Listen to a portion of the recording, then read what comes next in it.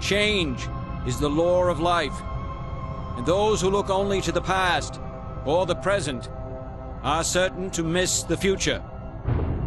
I said, are certain to miss the future. Coño, I missed that. Prime Minister Castro, this missile crisis was the last straw.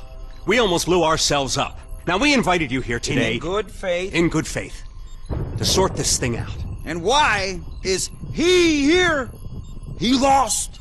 As I always say, forgive your enemies, but remember their names.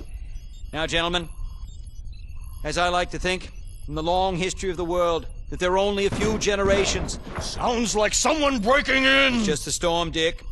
Sit down. Oh my God! It appears the Pentagon has been breached. Zombies. Gentlemen, at times like these, our capacity to retaliate must be, and has to be, massive to deter all forms of aggression.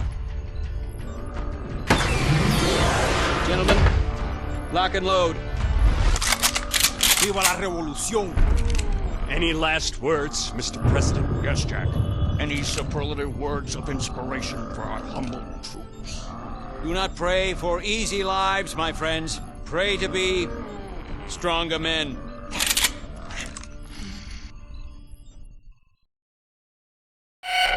Power level critical. JFK Major dubious. systems offline. So are you.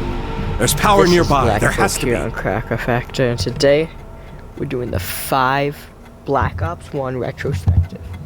That didn't make any sense, but I mean the Zombies Map 5, or Pentagon, or President / Fidel Castro and McNamara, whatever you want to call it. But this is the 5. Did anyone check the expiration date? Welcome to the video. Please remember to like and subscribe so we can keep up this and tell me how my beautiful mic is in this video and if I should get a new one. But I think it sounds pretty good. Way better than my stupid headset. But with all that being said, let's get into this video.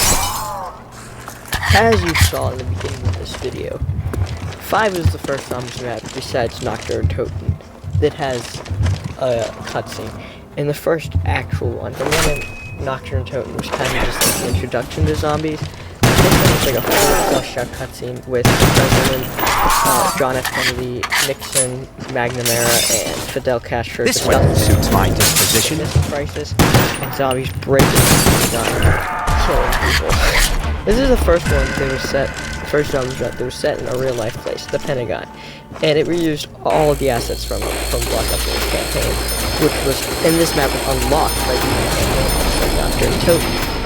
But all that being said, 5 is a very forgettable map because despite having like the greatest cast in Call of Duty Zombies history, and it was the first celebrity cast in Zombies history, which is great because there's only 3 maps that had Ultimus before this. Almost and then down! they put out a map with celebrities. That's just, I don't know, that's kind of insane. But they brought back so many features from Kino and Cruz. They brought back So be it. Crash, you know, they brought back Nova Crash, you know, which I feel like more debuted at 5. It's iconic, you know, the Nova 6 gas was part of the campaign.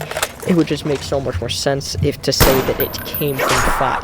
And the 5 also introduced the greatest wonder weapon of all time instead of... They didn't call me the whiz kid for nothing. Who would want that? The winner's howl. I'm joking, it's a piece of shit. But it's kind of cool. You freeze the zombies, that was reused like 2 billion times. And then also reused in the ammo mods as well. Like cryo freezing and shit, but... Yeah, 5 Phantom Tax map, you might say. And it, like, just the iconicism of playing in the Pentagon. This is, like, also one of the most controversial zombies maps. So many people hate it and so many people love it. But you have to admit, it's freaking cool. Like, you get to play as John F. Kennedy. And that cutscene, it hits the spot. It's one of the best cutscenes. Like, hands down, this is one of the best cutscenes. And it was, like, the first one, which is completely insane. It didn't really add that much. I mean, it brought back teleporters, but in a different way. It would be random, and they were free, and the pack-a-punch system was pretty cool. But one of the coolest innovations was the Pentagon Thief. He is the first replacement for Hellhounds, which is very strange, and he drops the bonfire sale, which never returned except in the form of elixirs in Black Ops 4. And I think it's also in, like, Infinite Warfare or something. But yeah, it was just the Pentagon Thief was so cool, and they got rid of him in a class fight, which was so sad. He would take your gun, you'd have to chase him down, kill him, and get your gun back. Or if you kill him before that, you kill that little hoe before he takes your guns, you get a bonfire sale. But otherwise, you just get a regular fire sale and a max ammo and your weapon back. I'd say that's a pretty good deal. Probably better than Hellhounds. He's pretty difficult, but yeah, it's good. And the basement is where you go to die. Basically, unless you want to train with that weird mystery box location is. Some other cool things about this map is some of the rooms in the basement. If you break the glass, you can jump through and be like super MLG cool quickscope M90 28 7000. But yeah, I mean, the pack-a-punch, you turn on all the DEFCONs, all that stuff. That was pretty epic. The DEFCONs was pretty fun. Jug is in a god-awful place. Who thought putting Jug there was a good idea? Like, who? It's horrible. Like, it's actually obtrusive. But this song's app also came with the most profound and, like, it's just, you can't choose the most profound and deep thing in any zombies map that no one can choose to this day. Do you kill the piggy? I personally do not, because mercy killing is never justified. It's still murdering. You cannot euthanize people because they are weird looking or something. That's called racism. And it's wrong, because if there's ever a chance that they could possibly live, then you should let them live. That's what I think and believe, and that's what the Holy Catholic Church teaches. But moving on from that, this is not a rant. 5 was like, this is just like the masculinist dream of a zombies map, besides Busty, of course. It was the only other one that had any candle to it.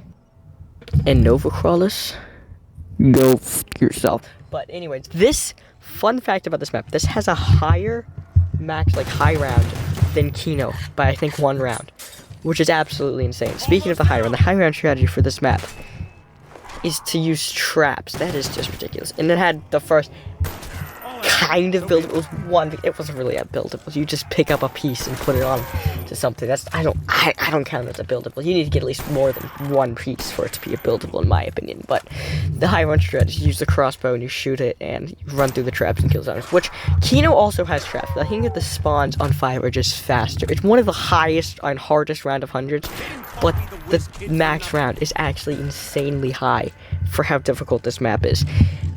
I honestly just don't know how or why it's that high, but apparently it is, so yeah.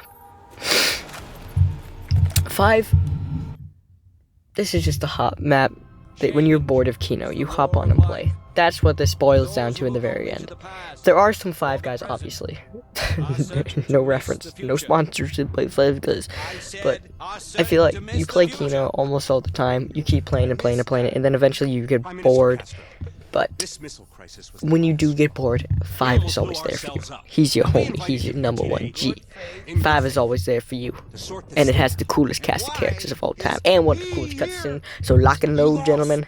Gentlemen, lock and load. Stormstick, sit down.